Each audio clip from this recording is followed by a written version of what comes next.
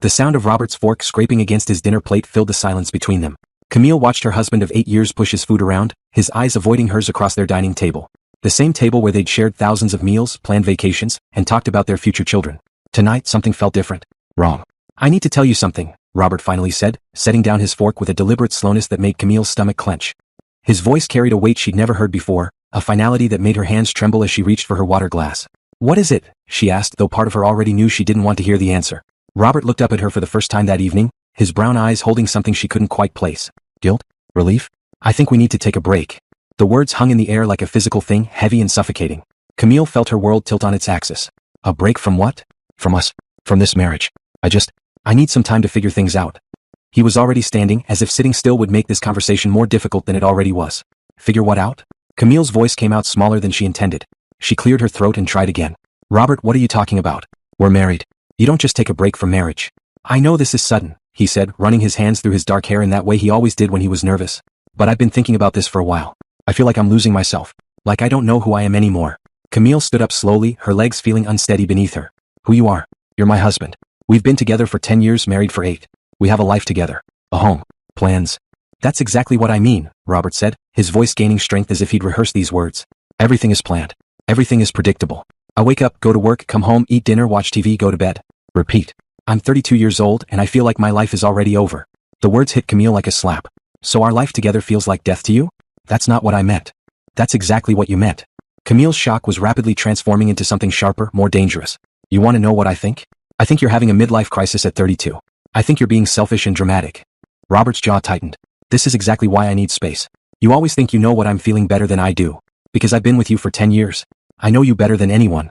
Camille's voice was rising now, 8 years of taking care of him, supporting him, building a life with him, fueling her anger. I know when you're stressed about work, I know when you're worried about your parents, I know when you're tired. And right now, I know you're running away from something. Maybe I am, Robert said quietly. Maybe I need to run. The admission hung between them like a chasm. Camille felt tears threatening, but she wouldn't let them fall. Not yet. How long? What? How long do you need? Robert shrugged, a gesture so casual it made Camille want to scream. I don't know. A month? Maybe more? A month? Camille repeated, her voice flat. You want to abandon our marriage for a month to find yourself. I'm not abandoning anything. I'm taking a break. There's a difference. Where will you go? I'll stay at my brother's place. Tyler said I could use his guest room for as long as I need. Of course Tyler had known about this before she did. Tyler, who'd never been married, who spent his weekends at bars and dating apps. Tyler, who'd always thought Robert had settled down too young. When? Camille asked. Tonight. I already packed a bag. Robert gestured toward the hallway, and Camille noticed for the first time that his work bag was sitting by the front door, bulging with more than just his laptop and files. Tonight, she echoed. You're leaving tonight. I think it's better if we don't drag this out. Camille nodded slowly, her mind struggling to process the speed at which her life was changing. This morning she'd been a happily married woman. She kissed Robert goodbye as he left for work, reminded him to pick up milk on his way home, and spent her lunch break looking at vacation destinations on her computer. Now she was becoming a woman whose husband was leaving her to find himself. What do I tell people? She asked. Tell them whatever you want. Tell them I'm a bastard. Tell them you're better off without me. Robert's voice cracked slightly. Maybe you are. Don't, Camille said sharply. Don't make this about protecting me. This is about you being a coward. Robert flinched, but he didn't deny it. Instead, he walked to the front door and picked up his bag. I'll call you in a few days. Don't, Camille said. Don't call me. If you want space, then take it. All of it. For a moment, Robert looked like he might say something else. His hand hovered over the doorknob, and Camille found herself hoping he would change his mind, that he would put down his bag and tell her this was all a terrible mistake. Instead, he opened the door and stepped into the cool evening air. I'm sorry, Camille. I really am. Then he was gone, leaving her standing in the entryway of their home, surrounded by the life they'd built together. The silence that followed was deafening. Camille walked back to the dining room and looked at their abandoned dinner. Robert's plate was still half full, his napkin crumpled beside it. She picked up both plates and carried them to the kitchen, scraping the food into the garbage disposal. The mechanical grinding sound filled the quiet house, but it couldn't drown out the sound of her heart breaking. She thought about calling her sister or her best friend Nicole, but she wasn't ready to say the words out loud yet. Saying them would make it real, and she wasn't sure she was ready for that reality. Instead, she poured herself a glass of wine and sat on the couch in their living room, looking around at the space that had felt so warm and full just hours ago. The photos on the mantel showed her and Robert at their wedding, on vacations, at family gatherings. In every picture they looked happy, content, and love. When had that changed? When had Robert started feeling trapped by the life they built together? Camille took a sip of wine and tried to remember the last time they'd had a real conversation. Not about work or groceries or whose turn it was to pay the electric bill, but about their dreams, their fears, their hopes for the future. She couldn't remember, and that realization scared her more than Robert's departure. Maybe he was right. Maybe they had gotten comfortable, predictable. But wasn't that what marriage was supposed to be? A safe harbor, a place where you could be yourself without judgment or fear. Apparently not, according to Robert. The house felt too quiet, too empty. Camille turned on the television, but the laugh track from the sitcom felt mocking. She turned it off and went upstairs to their bedroom. Robert's side of the closet was noticeably emptier. He'd taken his work clothes, his casual clothes, his shoes. But he'd left behind the sweater she'd bought him for Christmas, the one he'd claimed was his favorite. He'd left behind his cologne, his books, his side of the bed. Camille changed into her pajamas and climbed into bed, but sleep felt impossible. She stared at the ceiling, trying to make sense of what had just happened. 8 years of marriage, and it had ended with a casual dinner conversation. She thought about their wedding day, how Robert had cried when he saw her walking down the aisle. How he'd whispered in her ear during their first dance that he was the luckiest man alive. How they'd stayed up all night talking about their future, about the children they would have, the places they would travel, the life they would build together. None of that mattered now. Robert wanted space, wanted to find himself, wanted to figure out who he was without her. Well, Camille decided she would figure out who she was without him too. The first thing Camille noticed was the silence. Not the comfortable quiet of a peaceful morning, but the heavy, oppressive silence of a house that felt too big for one person. She'd been living alone for 3 days now, and the emptiness seemed to echo in every room. She stood in the kitchen, holding a cup of coffee that had gone cold while she stared out the window at their backyard. The garden they'd planted together last spring was beginning to bloom, but she couldn't bring herself to care about the flowers. Everything felt distant, like she was watching her life through a thick piece of glass. Her phone buzzed on the counter, and for a moment her heart jumped. But it wasn't Robert. It was her boss asking if she was feeling better. She'd called in sick for the past 2 days, unable to face the questions and concerned looks from her colleagues. "I'm fine," she texted back, though she wasn't sure that was true. "I'll be in tomorrow." The lie came easily. She'd been telling a lot of lies lately. To her sister who called to check on her, to her neighbors who asked where Robert was, to herself when she insisted she was handling this well. The truth was she felt like she was drowning. 8 years of marriage had created routines, patterns, a shared rhythm of life that had been suddenly interrupted. She didn't know how to cook dinner for one person. She didn't know what to watch on TV without Robert's input. She didn't know how to fill the long evening hours that had once been occupied by comfortable conversation and shared silence.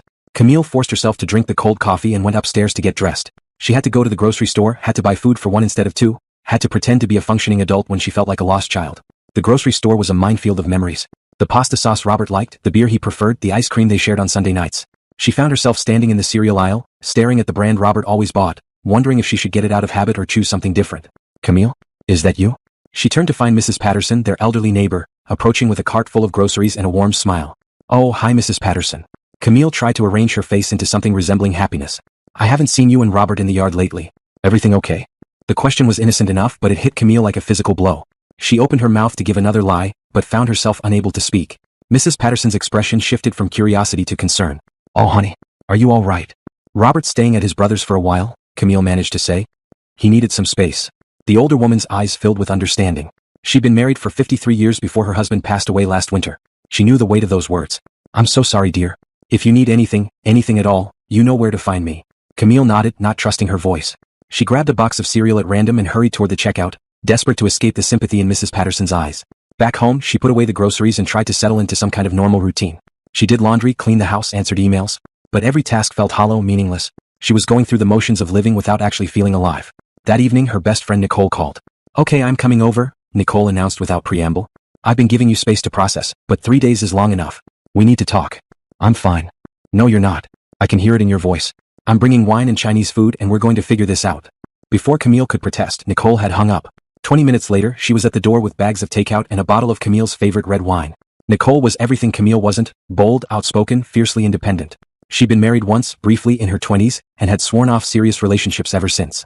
"Life's too short to tie yourself to one person," she always said, though Camille had never understood that philosophy until now. "Okay," Nicole said, settling onto the couch with a glass of wine. "Tell me everything." Camille found herself recounting the conversation with Robert, the sudden departure, the days of silence that followed. Nicole listened without interruption, her expression growing darker with each detail. "What a coward," Nicole said when Camille finished. "He couldn't even give you a real reason. Just vague nonsense about finding himself." "Maybe he's right though," Camille said quietly. "Maybe we did get too comfortable. Maybe we stopped growing." "Bullshit," Nicole said firmly. "Marriage is supposed to be comfortable. It's supposed to be a partnership where you support each other's growth, not abandon ship the moment things feel routine." "But what if he's unhappy? What if I've been holding him back?" Nicole leaned forward, her eyes intense. "Camille, listen to me. You didn't force him to marry you. You didn't trick him into 8 years of marriage. He made choices, and now he's running away from the consequences of those choices. He said he needs to figure out who he is. He's 32, not 18. He should know who he is by now. And if he doesn't, that's his problem to solve, not yours." Camille took a sip of wine, feeling its warmth spread through her chest. "I just keep thinking about all the things we planned. The vacation we booked for next month. The renovations we were going to do on the kitchen. The conversations we had about having kids." "Those were his plans too," Nicole reminded her. "He was part of all of that. He can't just decide he wants out because it's convenient." So what do I do? Nicole was quiet for a moment, considering. You focus on yourself. You remember who you were before Robert and you figure out who you want to be now. I don't remember who I was before Robert. We've been together since college. Then you figure out who you are now, independent of him. This might be the best thing that's ever happened to you. Camille looked at her friend skeptically. My husband leaving me is the best thing that's ever happened to me? Your husband showing you his true colors before you wasted any more time on him might be. That night after Nicole left, Camille sat in her living room and really looked around for the first time in days. The house was clean, organized, peaceful. She'd always been the one who managed their home, who decorated and maintained and improved. Robert had lived here, but this space was hers. She thought about what Nicole had said about figuring out who she was. It had been so long since she'd thought about herself as an individual rather than half of a couple. What did she want? What made her happy? She picked up a notepad and started writing. Not about Robert, not about their marriage, but about herself. Her career goals, her hobbies, her dreams. Things she put on hold or pushed aside in favor of their shared life. The list was longer than she'd expected. She wanted to travel to Italy, something Robert had always dismissed as too expensive. She wanted to take art classes, something she talked about for years but never pursued. She wanted to focus on her career, maybe pursue the promotion she'd been considering. For the first time in 3 days, Camille felt something other than sadness. She felt a spark of something that might have been excitement. Maybe Nicole was right. Maybe this was an opportunity, not just a loss. But as she headed upstairs to bed, passing the empty spaces where Robert's things had been, she couldn't shake the feeling that she was missing something. That there was more to Robert's sudden departure than he'd told her. The thought followed her into her dreams, where she searched through empty rooms, looking for answers that stayed just out of reach. 2 weeks after Robert left, Camille was finally starting to feel like herself again. She'd returned to work, focusing on her projects with an intensity that surprised her colleagues. She'd started going to the gym regularly, something she'd neglected during the last few years of marriage. She'd even signed up for a weekend art class, fulfilling one of the items on her list. But the nagging feeling that something wasn't right continued to grow stronger. It started with small things. Tyler, Robert's brother, avoiding her eyes when she ran into him at the coffee shop downtown. Her sister mentioning that she'd seen Robert at a restaurant across town, though he told Camille he was staying close to Tyler's apartment to avoid complications. Then there was the credit card statement. Camille had been paying their bills as usual, maintaining the household finances that had always been her responsibility. When she opened the statement for Robert's personal credit card, she noticed charges she didn't recognize. Expensive dinners at restaurants they'd never been to together. Purchases from boutiques and flower shops. Her hands trembled as she stared at the paper. The charges were recent, from the past 2 weeks. During the time Robert was supposed to be staying at Tyler's place, soul-searching and figuring out his identity. The charges painted a different picture. They looked like the expenses of someone trying to impress someone else. Camille set the statement down and stared at it for a long moment. She could ignore it, pretend she hadn't seen it. She could trust that Robert was being honest about needing space, that there was an innocent explanation for the charges. But deep down she already knew the truth. She picked up her phone and called Nicole. I need you to come over, she said when Nicole answered. And bring your laptop. What's wrong? I think Robert's lying about why he wanted a break. Nicole arrived within 30 minutes, her expression grim. She'd brought her laptop as requested, along with a bottle of wine and a determined look that Camille recognized. Show me, Nicole said, settling onto the couch. Camille handed her the credit card statement, watching as Nicole's eyes scanned the charges. Her friend's expression grew darker with each item. Son of a bitch, Nicole muttered. Dinner at Milano's. That place is expensive and romantic. Flowers from Patricia's garden. That's the boutique place downtown where you go when you want to impress someone. Maybe he's buying things for his mother, Camille said weakly, though she didn't believe it herself. 3 expensive dinners in 2 weeks? And look at this, lingerie from that fancy shop on 5th Street. Unless Robert's developed some interesting new hobbies, he's not buying that for himself. Camille felt sick. I don't want to jump to conclusions. Sometimes conclusions are the only place to jump to, Nicole said, opening her laptop. Do you want to know the truth or not? Camille nodded, though part of her wanted to run away from whatever they were about to discover. Nicole's fingers flew across the keyboard. Let's start with social media. Does Robert have Instagram? Just for work stuff. He never posts personal things. What about Facebook? He deleted it last year. Said it was a waste of time. Nicole tried several social media platforms, but Robert's profiles were either non-existent or dormant. Smart man. Or guilty man. Let's try a different approach. She opened a new browser window and began searching for Robert's name combined with the restaurants from the credit card statement. Nothing came up immediately, but Nicole wasn't deterred. What about his coworkers? Anyone he's mentioned recently? Camille thought about Robert's job at the marketing firm downtown. He'd always been social with his colleagues, but he'd never mentioned anyone specific. He talks about his team meetings, but he's never mentioned names. What's the name of his company again? Brennan Marketing Solutions. Nicole typed the company name into her search, pulling up their website. She clicked on the team page, revealing photos and names of all the employees. Do any of these people look familiar? Camille scanned the faces, recognizing Robert's photo among the marketing executives. She was about to say no when her eyes stopped on a photo in the corner. The woman was blonde, petite, with the kind of polished beauty that came from expensive hair and makeup. She was smiling at the camera with perfect white teeth, her name listed as Rebecca Chin, Senior Account Manager. Her, Camille said, pointing at the photo. I've seen her before. Where? At the company Christmas party last year. She was friendly with Robert. I remember thinking she was a little too friendly, but I told myself I was being paranoid. Nicole clicked on Rebecca's profile, which showed her education, experience, and a brief bio. She's been with the company for 2 years. Single, according to her LinkedIn profile. How do you know she's single? Because her relationship status isn't listed, and she doesn't have any photos with a significant other. Plus, look at this. Nicole had found Rebecca's Instagram account. Her photos were a mix of professional shots, travel photos, and pictures with friends. But in several recent photos, there was a hand or an arm that belonged to someone not shown in the frame. Someone who had been carefully cropped out. Could be anyone, Camille said, though her heart was pounding. Could be. But let's see if we can find out more. Nicole spent the next hour digging deeper, cross-referencing locations and dates. She found Rebecca's check-ins at the same restaurants that appeared on Robert's credit card statement. She found photos of Rebecca wearing jewelry and carrying flowers, posted on the same dates as Robert's purchases. The evidence was circumstantial, but it was damning. I'm sorry, Camille, Nicole said softly. But I think we both know what this means. Camille stared at the laptop screen, at the photos of Rebecca looking happy and glowing, at the evidence of Robert's deception. The break he'd asked for wasn't about finding himself. It was about being free to pursue another woman without the inconvenience of a wife. How long do you think it's been going on? She asked. Based on this? At least a few months. Maybe longer. Camille thought back to the last few months of their marriage. Robert's late nights at work, his distraction during conversations, his decreased interest in intimacy.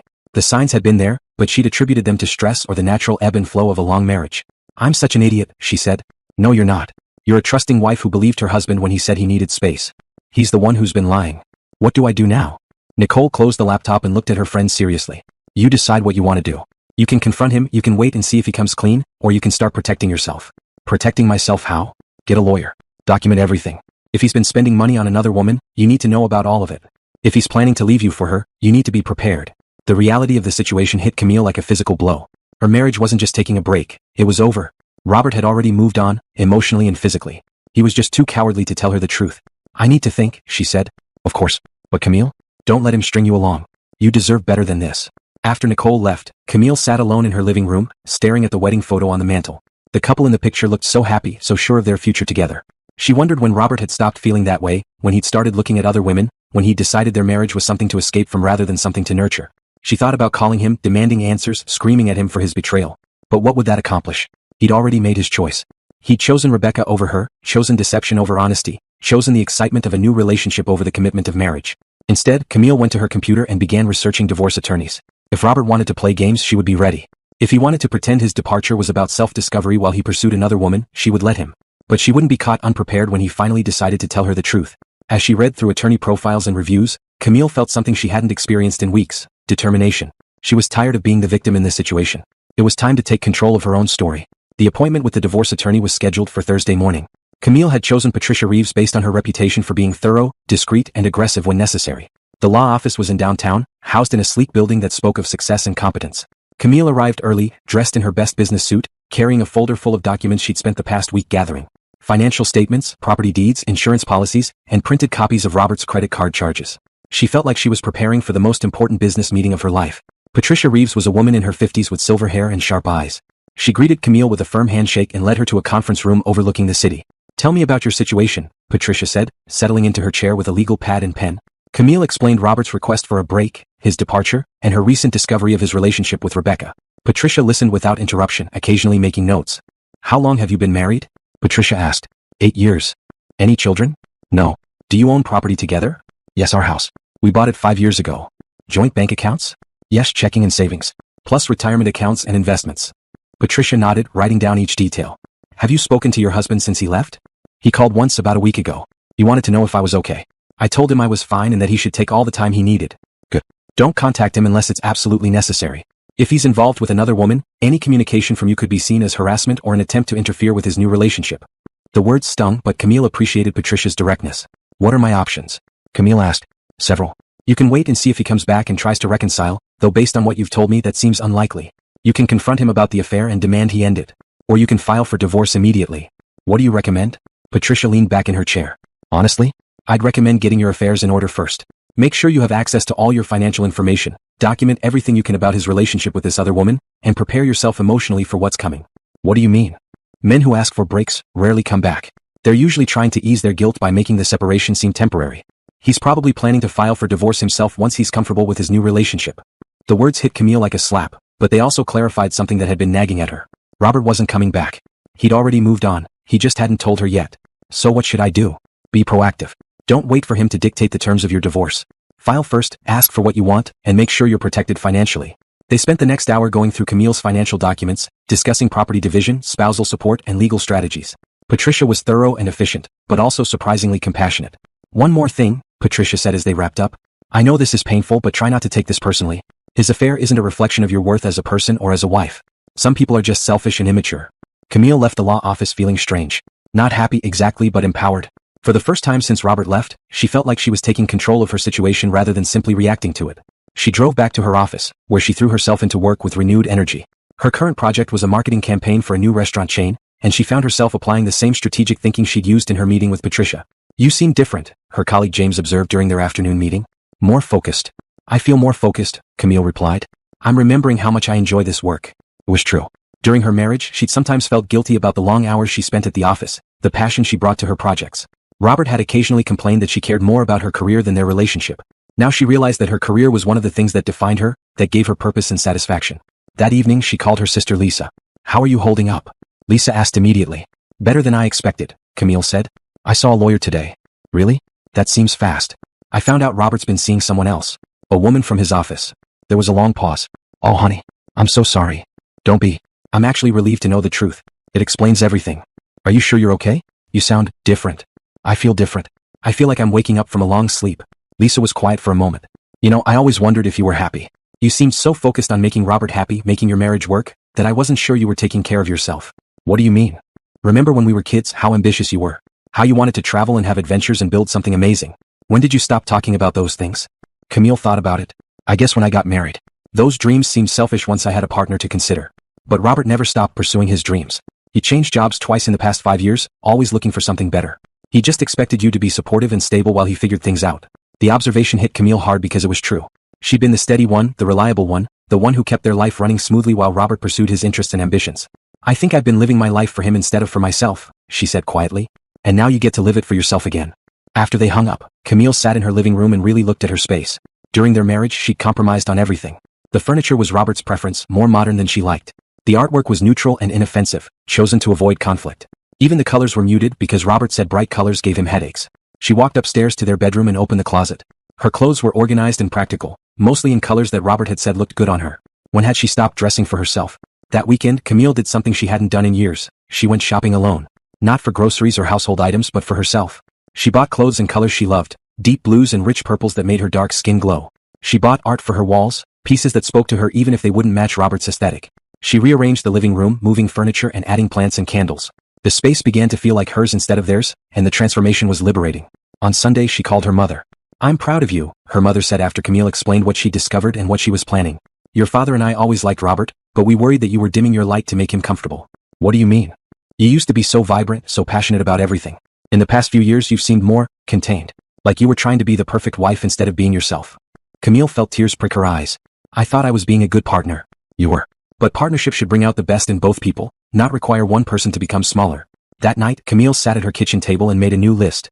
Not of things she wanted to do someday but of things she was going to do now. She was going to pursue the promotion she'd been considering. She was going to book the trip to Italy she'd always dreamed of. She was going to take art classes and learn to paint. She was going to become the person she'd been before she'd started trying to be the perfect wife. For the first time in weeks, Camille felt excited about her future. She didn't know what was coming next but she knew she was ready for it. 3 weeks into Robert's break, Camille had transformed her entire approach to life. She woke up early each morning not because she had to but because she wanted to. She'd started a morning routine that included meditation, coffee on the back patio, and reading, things she'd neglected during her marriage in favor of rushing around to get Robert's breakfast ready and his work clothes laid out. The house felt different now. She'd replaced the neutral artwork with vibrant pieces that made her smile. She'd rearranged the furniture to create better flow and had filled the space with plants and books. Friends who visited commented on how much brighter and more welcoming the space felt. "It's like you've been hiding all this time," Nicole observed during one of their weekly dinners. "And now you're finally letting yourself shine." Camille had been thinking the same thing. She'd spent so many years trying to be the ideal wife that she'd forgotten who she was outside of that role. Now, without Robert's opinions and preferences to consider, she was rediscovering herself. At work, her newfound confidence was paying off. She'd pitched 3 new campaign ideas to her boss, all of which had been approved. Her colleagues were responding to her energy and creativity, and she'd been asked to lead a major project for a high-profile client. "I want to talk to you about your future here," her boss, Margaret, said during their weekly meeting. "You've been doing exceptional work lately." "Thank you," Camille said, feeling genuinely proud of her accomplishments. "I'm creating a new position, Senior Creative Director. It would mean a significant salary increase and more responsibility. Are you interested?" Camille didn't hesitate. "Yes, absolutely." "Good. The promotion would be effective next month." "Congratulations." As she left Margaret's office, Camille felt a surge of excitement. This was exactly the kind of opportunity she'd been hoping for, the kind of career advancement she talked about with Robert but never pursued because it would have meant longer hours and more travel. Now she didn't have to worry about how her success would affect anyone else. She could focus on building the career she'd always wanted. That evening she called Patricia to update her on the situation. "Any word from Robert?" Patricia asked. "He called yesterday. He wanted to know if I was ready to talk about working things out. I told him I wasn't ready yet." "Good. Let him think you're still hoping for reconciliation. It'll make him less likely to hide assets or make any major financial moves. I feel like I'm being dishonest." "You're protecting yourself. There's a difference." "Has he asked about coming home?" "No. He said he's still processing and needs more time." "Which means he's still involved with the other woman. Any new evidence?" Camille had been keeping track of Robert's spending, noting the pattern of expensive dinners and gifts. She'd also driven by his office building a few times, telling herself she was just in the neighborhood but really hoping to catch a glimpse of him with Rebecca. The charges on his credit card are getting more frequent and more expensive. He bought jewelry last week from that place on Oak Street. Document everything. Take screenshots, print statements, keep records. If he's spending marital assets on another woman, we can argue for reimbursement during the divorce proceedings. How long do you think this will go on? Hard to say. Some men string things along for months, enjoying the freedom of separation while keeping their wives as backup plans. Others make quick decisions once they're comfortable with their new relationships. What should I do? Keep doing what you're doing. Focus on your career, your finances, your future. Don't wait for him to make decisions about your life. After the call, Camille sat in her newly rearranged living room and thought about the woman she'd become over the past few weeks. She was stronger, more confident, more decisive. She was sleeping better, eating better, and feeling more energetic than she had in years. She was also, she realized, happier. Despite the betrayal, despite the uncertainty, despite the pain of her marriage ending, she was genuinely happier than she'd been in a long time. The realization was both liberating and heartbreaking. How long had she been unhappy without realizing it? How many years had she spent trying to force contentment in a relationship that wasn't fulfilling her? She thought about the last time she and Robert had laughed together, really laughed. She couldn't remember. She thought about the last time they'd had a deep conversation about their dreams and fears. Nothing came to mind. Maybe the break hadn't been about Robert finding himself. Maybe it had been about both of them discovering that they'd grown apart without realizing it. But while she was using this time to become a better version of herself, Robert was using it to pursue another woman. The thought still stung, but the pain was different now. It was the pain of betrayal rather than the pain of loss. She didn't miss Robert, she realized.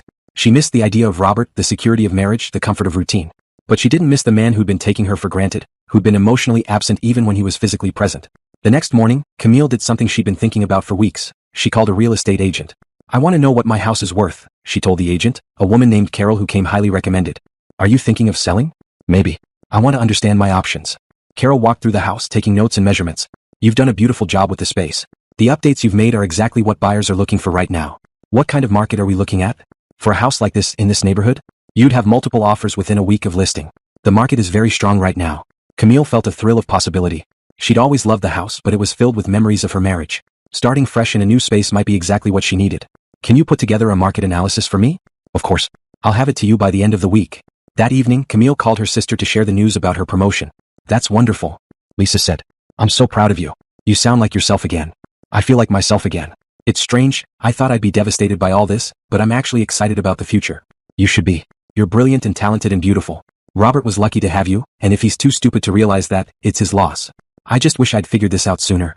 "You figured it out when you were ready to. Everything happens for a reason." That night, Camille went to bed in the center of her king-size bed, sprawled across the space that had once been shared. She thought about the woman she'd been a month ago, anxious, accommodating, always worried about keeping everyone else happy. That woman felt like a stranger now. The woman she was becoming was confident, independent, and focused on her own happiness and success. When her phone buzzed with a text from Robert asking if they could have dinner soon to talk about everything, Camille felt nothing but calm determination. She was ready for whatever came next. 4 weeks to the day after Robert had asked for his break, he called Camille at work. "I think it's time we talked," he said, his voice carrying a forced casualness that didn't fool her. "Can we have dinner tonight? Somewhere neutral?" Camille looked at her calendar, which was fuller than it had been in years.